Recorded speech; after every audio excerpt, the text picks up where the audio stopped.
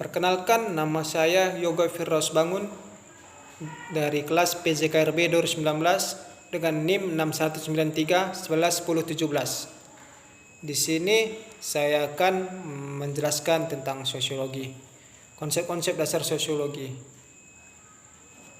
Apa itu sosiologi? Sosiologi bukanlah semata-mata pure science, namun juga applied science. Sosiologi bukanlah seperangkat doktrin yang kaku dan selalu menekan apa yang seharusnya terjadi, melainkan ilmu yang mencoba mengungkap fakta-fakta di balik realitas yang tampak. Sosiologi membongkar apa yang tersembunyi di balik realitas nyata. Perilaku manusia dilihat dalam kaitannya dengan struktur-struktur kemasyarakatan dan kebudayaan yang dimiliki. Subjek kajian sosiologi paling sulit dimengerti dan diramalkan karena perilaku manusia merupakan persilangan antara individualitas dan sosialitas yang keduanya saling mengisi dan meresapi. Fokus bahasan sosiologi adalah interaksi manusia, yaitu pengaruh timbal balik di antara dua orang atau lebih dalam perasaan, sikap, dan tindakan. Sosiologi adalah ilmu yang mempelajari struktur sosial dan proses-proses sosial termasuk perubahan sosial. Struktur sosial adalah keseluruhan jalinan antara unsur-unsur sosial yang pokok, dan proses sosial adalah pengaruh timbal balik antara berbagai segi kehidupan bersama. Perkembangan sosiologi. Sosiologi adalah ilmu paling muda dalam ilmu sosial. Awal perkembangan sosiologi dimulai sejak Revolusi Prancis dan Revolusi Industri sepanjang abad 19. Auguste Comte adalah orang yang pertama yang memberi istilah sosiologi dalam bukunya Positif Filosofi terbit tahun 1838. Menurut Comte, sosiologi harus didasarkan pada observasi dan klasifikasi yang sistematis dan bukan pada kekuasaan dan spekulasi. Dikenal adanya 3 tahap ilmu pengetahuan: teologis, metafisis, dan positivisme. Sosiologi menjadi lebih populer berkat jasa Herbert Spencer yang menulis buku Principles of Sociology pada tahun 1876. Spencer merupakan teori evolusi organik pada masyarakat manusia.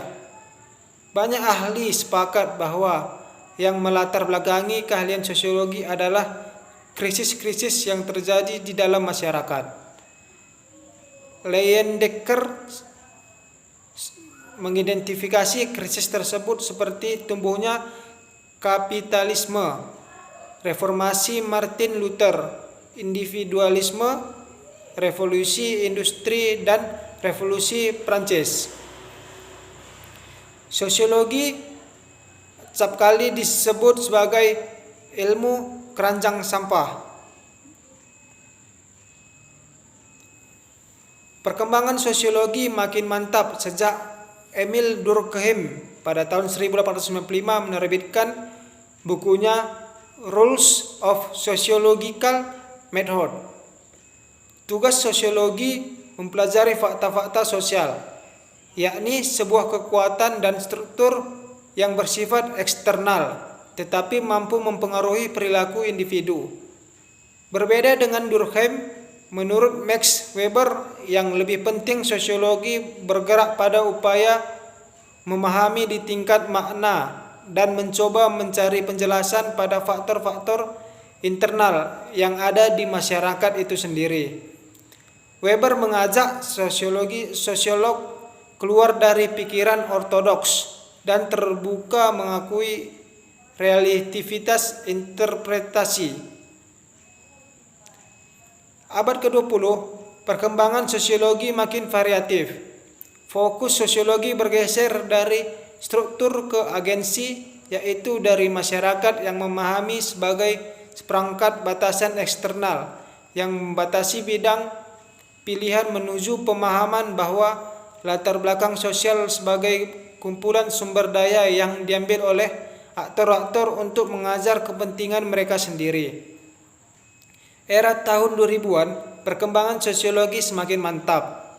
Dengan munculnya bidang kajian sosiologi terapan yang semakin variatif seperti sosiologi politik, sosiologi ekonomi, sosiologi industri, dan di bidang kesehatan juga muncul kajian sosiologi kesehatan. Menakar modernisasi. Di negara maju, sosiologi relatif mapan dan mampu mengambil prakarsa untuk memberikan penjelasan, saran, dan mampu memahami perubahan yang terjadi di masyarakat. Di negara berkembang, perkembangan sosiologi sempat mengalami pasang surut, bahkan krisis. Pada masa Orde Baru, proses pembangunan yang dipraktekkan di lapangan sering dicangkokkan begitu saja, sehingga yang terjadi selain perubahan sosial secara dramatis dan masif di berbagai wilayah, juga kesenjangan sosial. Proses mengkriminalisasi yang ujungnya memicu terjadinya perlawanan sosial masyarakat.